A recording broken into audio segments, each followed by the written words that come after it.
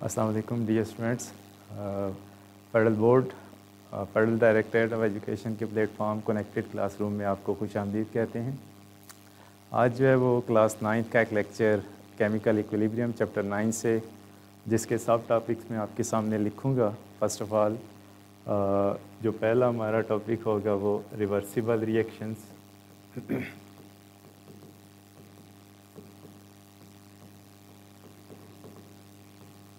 Reversible reaction के साथ जो हमने पढ़ना है सेकंड टॉपिक वो है डायनामिक इक्विलिब्रियम।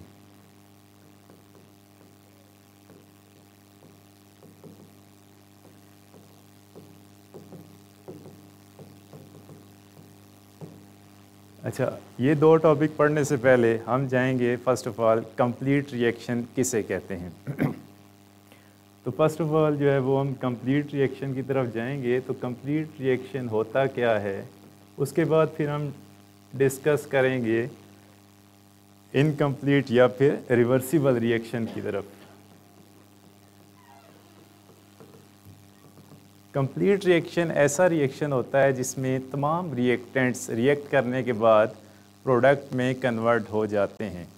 तो इसकी पहले मैं डेफिनेशन लिखूंगा, फिर इसको जो है वो मैं एग्जांपल के साथ एक्सप्लेन करूंगा। सच रिएक्शन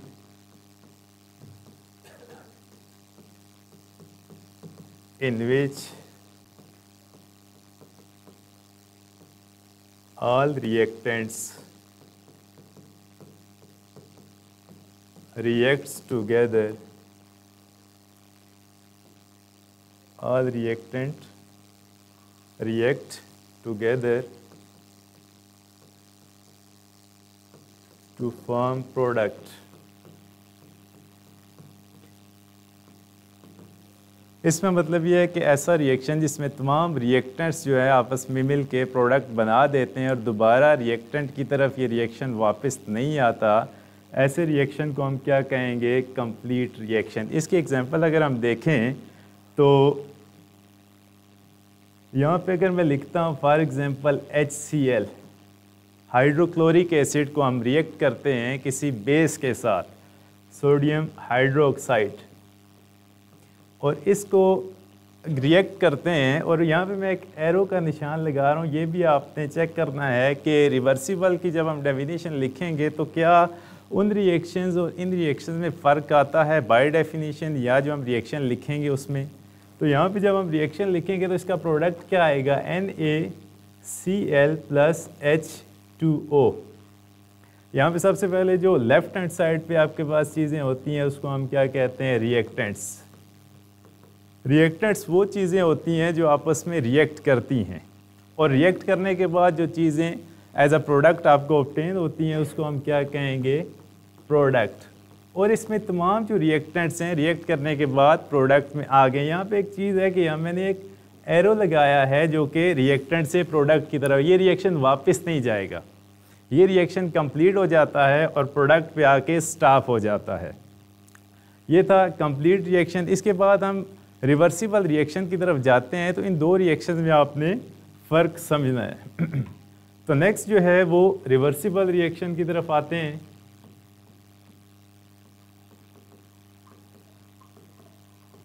रिवर्सिबल रिएक्शन, अच्छा, सबसे पहले डेफिनेशन लिखने से पहले रिवर्सिबल रिएक्शन को हम डिफाइन करेंगे कि ऐसा रिएक्शन जिसमें रिएक्टेंट्स रिएक्ट करने के बाद प्रोडक्ट तो बनाएंगे, लेकिन प्रोडक्ट दोबारा से रिएक्ट करने के बाद ओरिजिनल रिएक्टेंट्स में कन्वर्ट हो जाते हैं। इसकी हम दो तरह से डेफिनेशंस कर सकते हैं। एक तो ये मैंने बताई, दूसरा ये होगा कि जो ऐसा रिएक्शन जो कि फॉरवर्ड भी चले और रिवर्स भी चले। तो दोनों डेफिनेशन में यहाँ पे लिखूँगा। Definition number 1, such reaction in which products react together to generate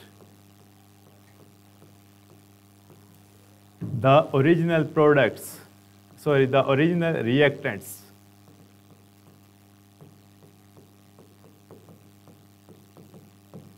तो पहली डेफिनेशन हमारे पास ये आ गई कि जिसमें ऐसा रिएक्शन कि जिसमें जो प्रोडक्ट्स हैं दोबारा से बनने के बाद दोबारा से रिएक्शन करें और रिएक्टेंट्स जनरेट कर दें। अब आते हैं दूसरी डेफिनेशन के ऊपर।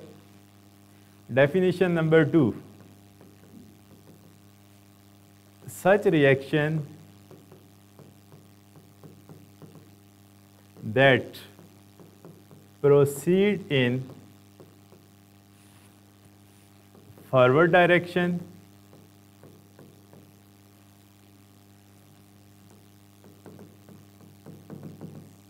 as well as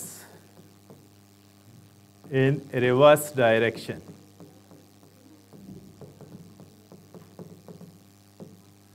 तो दोनों डेफिनेशन में आप देख सकते हैं कि इतना ज़्यादा फ़र्क नहीं है, दोनों तरह से आपको समझाया गया है।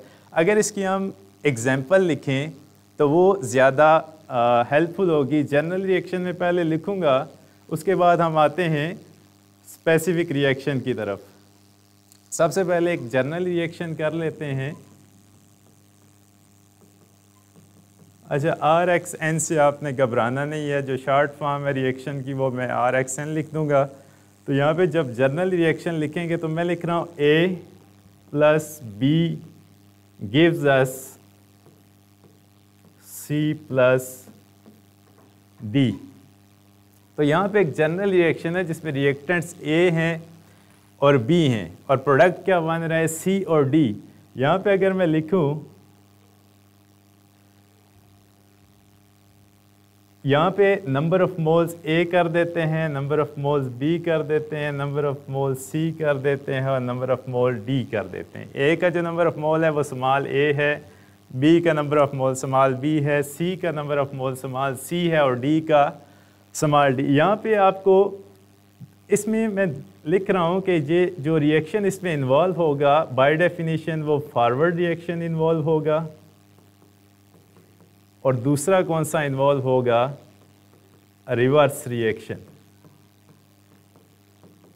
ऐसा रिएक्शन जिसमें ये दो रिएक्शन एट सेम रेट चलना शुरू हो जाएं।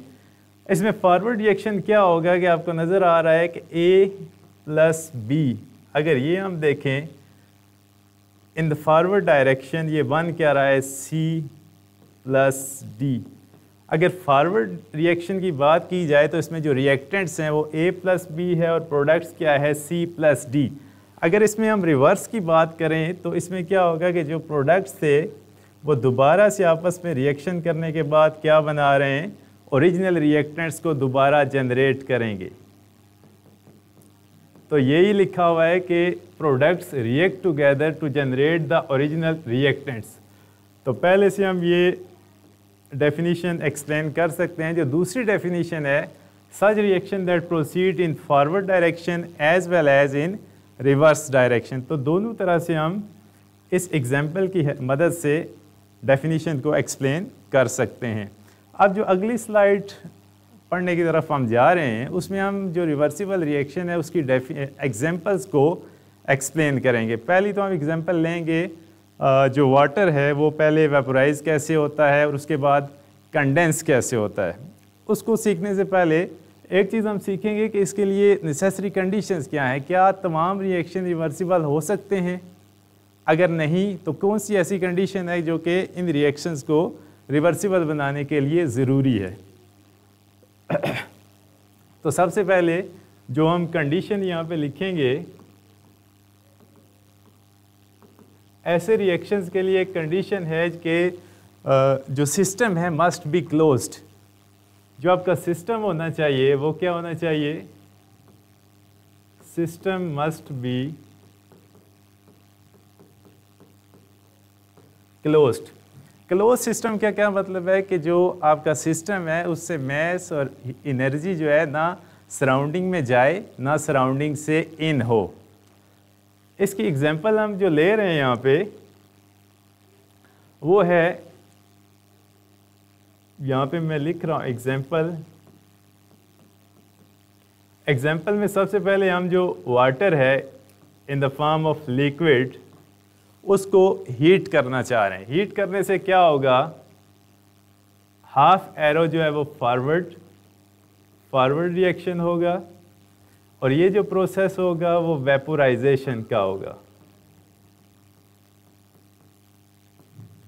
वेपोराइजेशन से क्या होगा कि जो वाटर है लिक्विड फॉर्म में, ये किस में चला जाएगा, गैशियस फॉर्म के अंदर। अगर इसको हम डायग्राम से देखें, यहाँ पे हमने एक सिस्टम लिया हुआ है। सिस्टम के अंदर जो है वो वाटर है,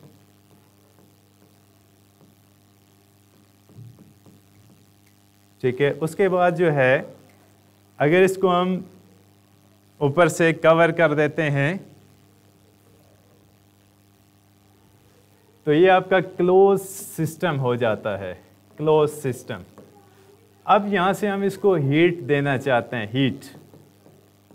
हमने इसको आग के ऊपर रखा हुआ है, तो क्या होगा कि जो वाटर मॉलिक्यूल्स हैं वो हीट एनर्जी को एब्जॉर्ब करके मूवमेंट करना शुरू कर देंगे, बिकॉज ऑफ कि जो काइनेटिक एनर्जी है वो टेम्परेचर के डायरेक्टली प्रोपोर्शनल होती है, कि जो टेम्परेचर इंक्रीज़ होगा पानी के जो मॉलिक्यूल्स हैं उनमें मूवमेंट आना शुरू हो जाएगी और वो in the form of vapours यहाँ ऊपर आना शुरू हो जाएंगे। यहाँ से क्या ऊपर होगा, वेपर्स, और ये जो रिएक्शन होगा वो फॉरवर्ड रिएक्शन होगा। अच्छा, उसके बाद जो हम रिवर्स रिएक्शन पे जाते हैं, रिवर्स रिएक्शन में क्या होगा कि ये जो गैस बनी थी, जो वेपोराइजेशन का प्रोसेस हुआ था, जब ये सरफेस के साथ टकराएगा तो मॉलिक्यूल्स जो गैस के होंगे वो आपस में जुड़ के कंडेंस होना शुरू हो जाएंगे। कंडेंसेशन से क्या होगा कि जो गैशियस मॉलिक्यूल थे वो दोबारा किस में आ जाएंगे, H2O लिक्विड की फॉर्म में, और ये रिवर्स प्रोसेस होगा। और इसका मतलब क्या होगा कि गैशियस मॉलिक्यूल कंडेंस होकर दोबारा वाटर मॉलिक्यूल्स में तब्दील हो रहे हैं। तो यहाँ से हम अगर इसको हाफ एरो के साथ रिवर्स रिएक्शन रिप्रेजेंट करें तो यहाँ से क्या होगा, कंडेंसेशन होना शुरू हो जाएगी। तो ये थी एक एग्जांपल। इसके अलावा हम इस रिवर्सिबल रिएक्शन को पढ़ते क्यों हैं, क्योंकि हमारे पास कुछ ऐसे रिएक्शंस हैं जो कि इंडस्ट्रियल लेवल के ऊपर यूज़ हो रहे हैं, जिससे हमने ज़्यादा से ज़्यादा प्रोडक्ट को ऑब्टेन करना होता है, इसलिए हम इसकी इम्पोर्टेंस को भी साथ साथ जानेंगे। तो कुछ मज़ीद एग्जांपल्स जो हम इंडस्ट्रियल लेवल पे यूज़ करते हैं रिवर्सिबल रिएक्शन को पढ़ के, ताकि जो रिएक्शन लगा हुआ है उससे हम ज़्यादा से ज़्यादा अमाउंट ऑब्टेन कर सकें। तो यहाँ पे कुछ एग्जांपल मज़ीद कोट करेंगे और साथ साथ मैं आपको बताता जाऊँगा कि ये जो रिएक्शन है ये इंडस्ट्रियली क्यों इम्पोर्टेंट है। तो सबसे पहला जो रिएक्शन है यहाँ पे मैं लिखूँगा रिएक्शन नंबर 1। अगर हम सल्फ़र डाइऑक्साइड को ट्रीट करते हैं in the presence of oxygen, तो यहाँ से जो प्रोडक्ट ऑब्टेन होता है वो सल्फ़र ट्राइऑक्साइड ऑब्टेन होगा। ये जो रिएक्शन प्रोसीड होता है इसके लिए जो नेसेसरी कंडीशन है वो V2O5 वेनेडियम पेंटाऑक्साइड की प्रेजेंस में ये रिएक्शन प्रोसीड होगा, और इसके लिए जो नेसेसरी कंडीशंस हैं 450 डिग्री सेल्सियस और 200 एटमॉस्फेरिक प्रेशर होना चाहिए। अब ये रिएक्शन रिवर्सिबल है, लेकिन अब इस रिएक्शन की इम्पोर्टेंस को जानेंगे कि ये हम कॉन्टैक्ट प्रोसेस के दौरान जब हम सल्फ्यूरिक एसिड बना रहे होते हैं तो उस वक्त ये रिवर्सिबल रिएक्शन प्रोसीड होता है। तो साथ में ये लिखूँगा कि ये रिएक्शन कहाँ पे इस्तेमाल होता है, इन कॉन्टैक्ट प्रोसेस। अब कॉन्टैक्ट प्रोसेस की इंपॉर्टेंस क्या है कि सल्फ्यूरिक एसिड जो इंडस्ट्रियल लेवल पे बनाया जाता है वो इस रिएक्शन के मुताबिक बनाया जाता है। रिएक्शन नंबर 2 की तरफ फॉरवर्ड होते हैं, मूव करते हैं। रिएक्शन नंबर 2 क्या है, अगर हम N2 और H2 को रिएक्ट करवाएं in the presence of iron, उसके साथ जो टेम्परेचर होगा 450 डिग्री सेल्सियस और 200 ATM, तो इससे बनेगा क्या, NH3। इसको भी बैलेंस कर लेते हैं 2, और यहाँ पे क्या आ जाएगा 3। ये भी एक इम्पोर्टेंट रिएक्शन है जो कि रिवर्सिबल प्रोसीड होता है। ये इसको हम ये कह सकते हैं कि ये नेम रिएक्शन है। नेम रिएक्शन वो रिएक्शन होता है जो साइंटिस्ट के नाम के साथ हम उसको डिस्कस करते हैं। ये एक साइंटिस्ट था, केमिस्ट कह सकते हैं, हर्बर्स प्रोसेस। इस रिएक्शन के मुताबिक या इस रिएक्शन के तहत हम इंडस्ट्रियल लेवल के ऊपर अमोनिया ऑब्टेन करते हैं। ये जितनी मैंने कंडीशन लगाई हैं या इस कंडीशन के साथ हम इसको डिस्कस करते हैं, रिवर्सिबली, टेम्परेचर, कैटलिस्ट और प्रेशर, इससे हम मैक्सिमली अमोनिया को ऑब्टेन कर सकते हैं। यहाँ पे एक चीज़ आप नोट करें कि ये कुछ केमिकल्स यहाँ एरोज़ के ऊपर लगे हुए हैं, इनको हम क्या कहते हैं, दीज आर कैटलिस्ट। और कैटलिस्ट वो केमिकल होता है जो रिएक्शन के दौरान रिएक्शन को हेल्प आउट करता है, ताकि रिएक्शन जो 1 घंटे में, 2 घंटे में या 3 घंटे में हो रहा होता है वो 2 मिनट, 5 मिनट या लेस टाइम के अंदर प्रोसीड हो सकता है। और एक ज़रूरी चीज़ कि जो कैटलिस्ट है वो कभी भी केमिकली रिएक्शन के अंदर इन्वॉल्व नहीं होता। तो नेक्स्ट एक और रिएक्शन है, उसकी एग्जांपल हम साथ लिखेंगे, एग्जांपल 3। यहाँ पे एक रिएक्शन है N2 + O2। नाइट्रोजन और ऑक्सीजन को अगर हम रिएक्ट करते हैं, नॉर्मली हम इसको रिएक्ट नहीं कर सकते, हवा के अंदर नाइट्रोजन भी प्रेजेंट होती है और ऑक्सीजन भी प्रेजेंट होती है, तो ये नॉर्मली रिएक्ट नहीं करती। रिएक्ट कब करेंगी, जब क्या होगा, इलेक्ट्रिक अर्क, आप इसको बिजली का शोला देंगे या थंडरस्टॉर्म के दौरान जब बिजली चमकती है तो ये दोनों गैसें खुद ब खुद रिएक्ट करके क्या बनाती हैं, नाइट्रिक ऑक्साइड। ठीक है, तो ये जो है रिएक्शन ड्यूरिंग थंडरस्टॉर्म प्रोड्यूस होता है।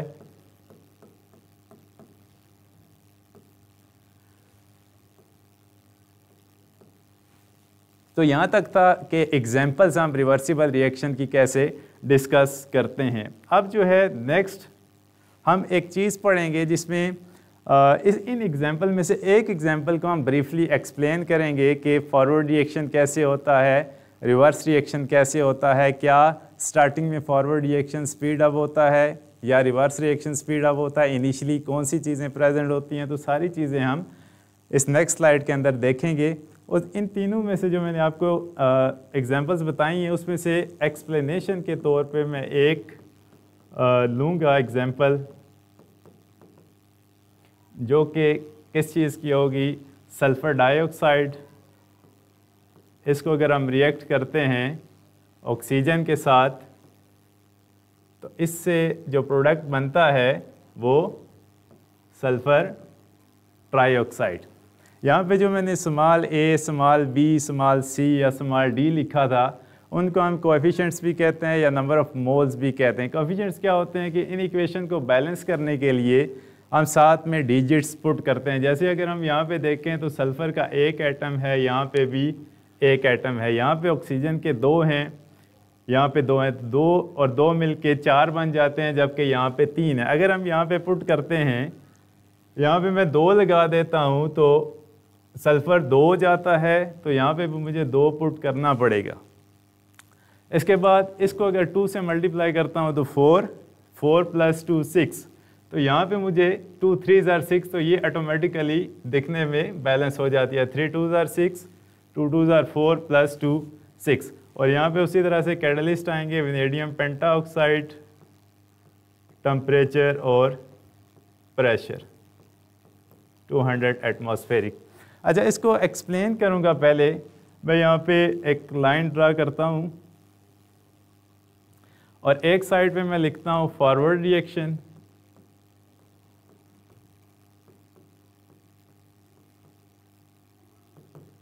और दूसरी साइड पे रिवर्स रिएक्शन।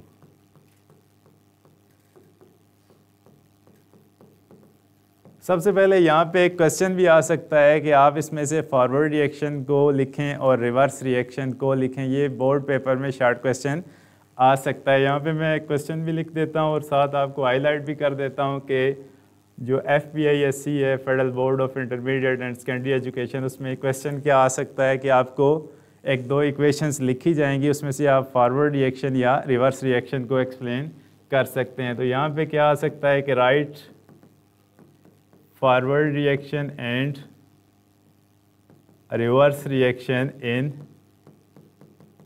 Following equations.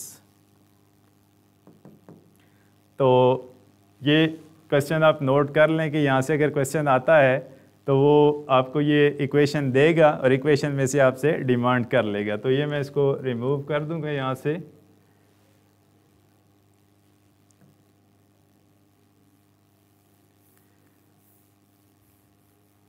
अच्छा, मेन जो फोकस था हमारा रिवर्स रिएक्शन और फॉरवर्ड रिएक्शन। सबसे पहले मैं इसमें से लिखता हूँ, इसी क्वेश्चन का आंसर भी साथ साथ आपको करूँगा कि इसमें से फॉरवर्ड रिएक्शन आप कैसे लिखेंगे।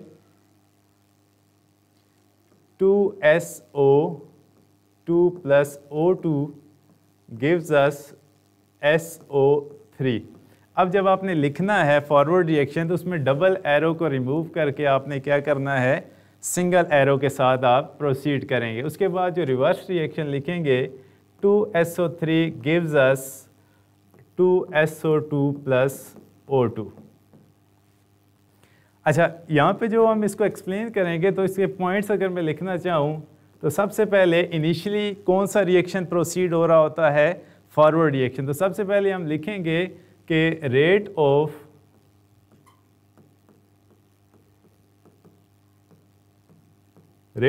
Forward reaction increases at beginning.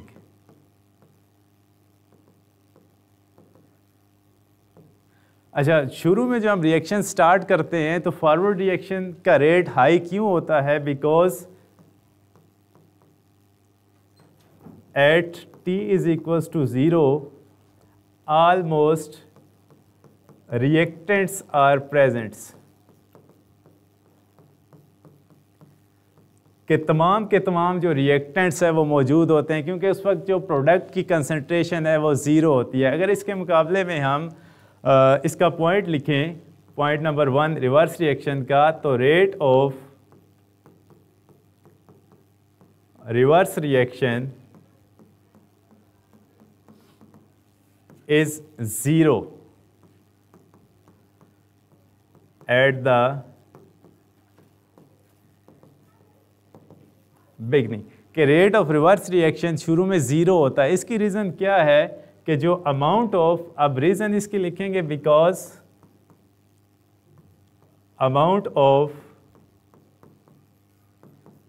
Product is 0 at t is equals to 0, कि जब टाइम 0 है तो उस वक्त हमारे पास जो प्रोडक्ट है वो क्या है, 0 है। तो सबसे ज़्यादा जो रिएक्शन स्पीड पकड़ेगा वो फॉरवर्ड रिएक्शन पकड़ेगा और रिवर्स जो है वो शुरू में ना होने के बराबर है। उसके बाद जो है पॉइंट नंबर 2 लिखते हैं,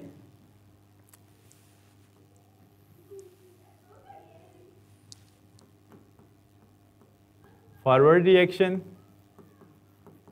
और इसके साथ क्या है, रिवर्स रिएक्शन। अच्छा, फॉरवर्ड रिएक्शन में जो रिएक्टेंट्स हैं, रिएक्टेंट्स मेक प्रोडक्ट।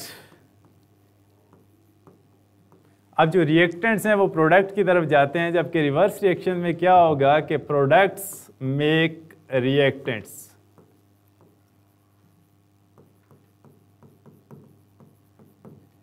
ठीक है। अब उसके बाद पॉइंट नंबर 3 होगा कि the rate of forward reaction, जैसे मैंने पहला पॉइंट लिखा था कि जो फॉरवर्ड रिएक्शन है बिगिनिंग में क्या होगा, इनिशियली वो स्पीड उसकी इंक्रीज़ होगी, लेकिन रिवर्स रिएक्शन जो होगा वो इनिशियली क्या होगा, 0 पे। लेकिन Aahista Aahista the forward reaction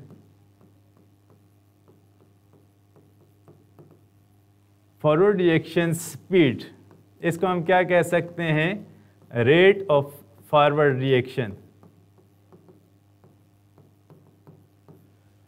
decreases with passage of time।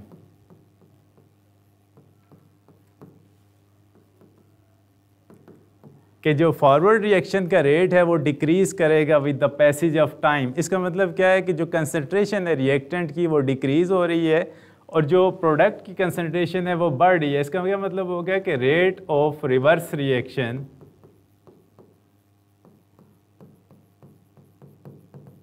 increases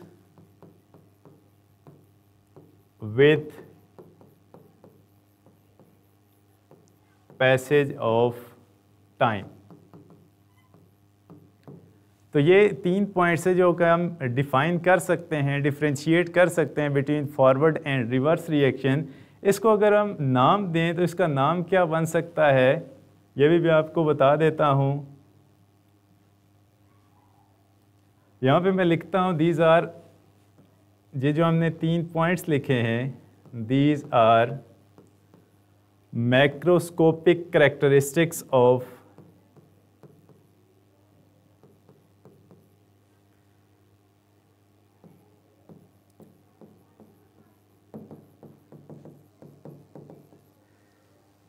forward and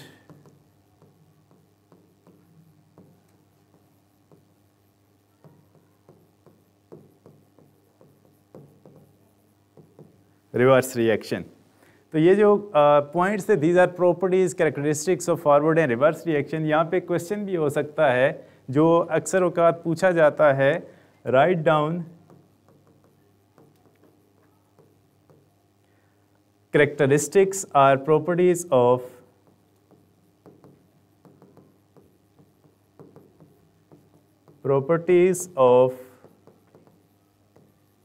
यहाँ पे मैं ये भी लिख सकता हूँ कि सवाल ऐसा भी हो सकता है कि write down the properties of reversible reaction, या फिर ये हो सकता है कि प्रॉपर्टीज ऑफ, यहाँ पे ये हो सकता है रिवर्सिबल को रिप्लेस करके क्या लिखा जाए, रिवर्सिबल को रिप्लेस करके लिखा जाए कि आप ऐसे रिएक्शन फॉरवर्ड और रिवर्स रिएक्शन की प्रॉपर्टीज़ लिखें। Forward reaction and reverse reaction की आप क्या लिखेंगे, यहाँ पे प्रॉपर्टीज़ को एक्सप्लेन करेंगे।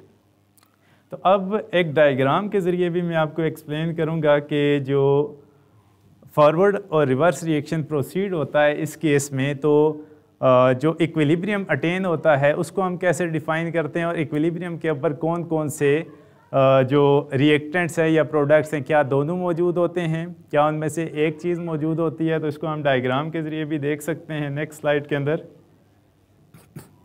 तो यहाँ पे मैं एक डायग्राम बना रहा हूँ जिसमें हम इसी रिएक्शन को एक्सप्लेन करेंगे। SO2 को plus O2 gives us SO3। तो यहाँ पे सबसे पहले इनिशियली जब रिएक्शन आप स्टार्ट करेंगे तो यहाँ पे आपके पास सारे के सारे रिएक्टेंट्स मौजूद होंगे। जब आप रिएक्शन को स्टार्ट करेंगे और टाइम क्या होगा, T = 0, एक टाइम आएगा कि इक्विलिब्रियम अटेन हो जाएगा और वहाँ पे इसको अगर हम कहें तो यहाँ पे रिएक्टेंट्स और प्रोडक्ट्स दोनों मौजूद होते हैं। ये मैं यहाँ पे डायग्राम के ज़रिए भी एक्सप्लेन करूँगा आगे। नेक्स्ट जो होगा तीसरा केस, ये जो है यहाँ पे प्रोडक्ट्स है। अगर मैं यहाँ पे लिखूँ S2SO3 और इसका एरो डाल दूँ यहाँ पे, क्या ये इक्विलिब्रियम अटेन हुआ है? यहाँ पे अगर मैं लिख दूँ SO2 और साथ में लिख दूँ O2 और इसके साथ भी यहाँ पे क्या होगा, SO3B मौजूद होगा और यहाँ पे सिर्फ मौजूद होगा SO2 और O2, कि ये दोनों अगर यहाँ पे डायग्राम के ज़रिए भी लिखें तो यहाँ पे SO2 ये सल्फ़र हो गया, साथ में हम क्या कर देते हैं, ऑक्सीजन को O2, SO2 की डायग्राम हम ये बना देते हैं और ऑक्सीजन को साथ प्लस क्या कर देते हैं, O2 या सिंगल इसके साथ अगर मॉलिक्यूलर ऑक्सीजन बनाते हैं तो इसको स्मॉल साइज़ में कर देता हूँ।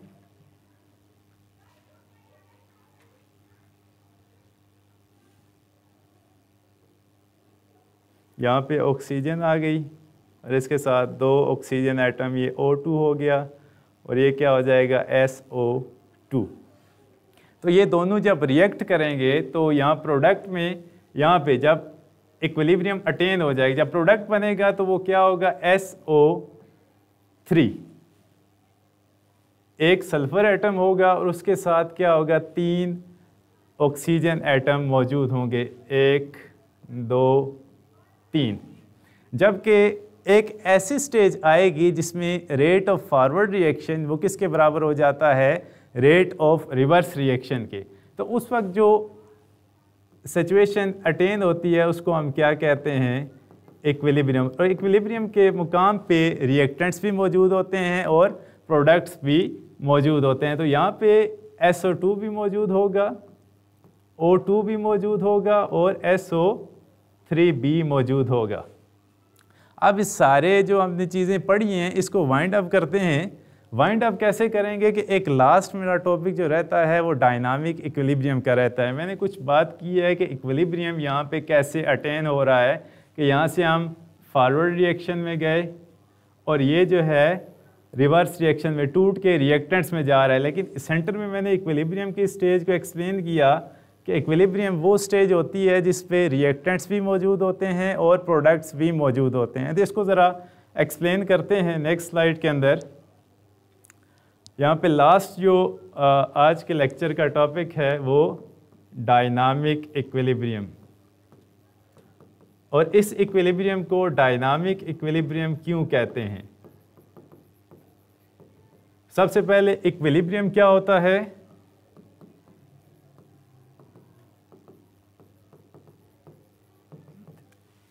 इक्विलिब्रियम को अगर एक्सप्लेन करें तो ये वो स्टेज होती है, वो टाइम होता है केमिकल रिएक्शन का जहाँ पे रेट ऑफ फॉरवर्ड रिएक्शन वो इक्वल हो जाता है रेट ऑफ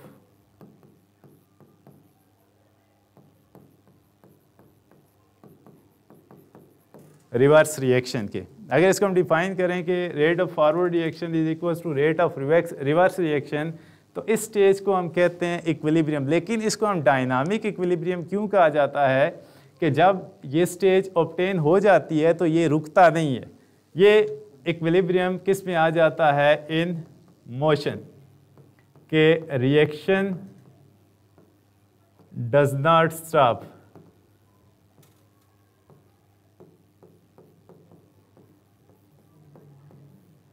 ये क्या हो जाता है कि जैसे मैंने लिखा कि A + B gives us C + D, तो जब ये इक्विलिब्रियम ऑब्टेन हो जाता है तो ये रिएक्टेंट्स जो हैं वो प्रोडक्ट में चले जाते हैं और इसी रेट के साथ जो है वो प्रोडक्ट्स जो हैं वो रिएक्टेंट्स में कन्वर्ट होना शुरू हो जाते हैं। तो ये साइकिल ऐसे चलना शुरू हो जाता है जैसे तराजू के 2 पलड़े बैलेंस में हो जाते हैं, कि फॉरवर्ड और रिवर्स रिएक्शन का जो रेट है वो सेम हो जाता है। तो इसको हम किस फॉर्म में लेंगे, डायनामिक इक्विलिब्रियम की फॉर्म में लेंगे।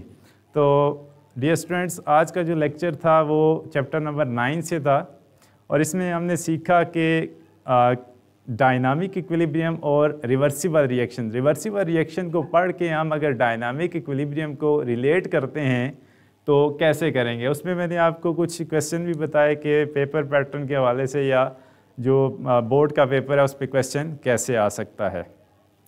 तो आज के लेक्चर में इतना ही होगा। नेक्स्ट लेक्चर के लिए दोबारा आपकी खिदमत में दोबारा हाजिर होंगे। तब तक के लिए अल्लाह हाफिज़।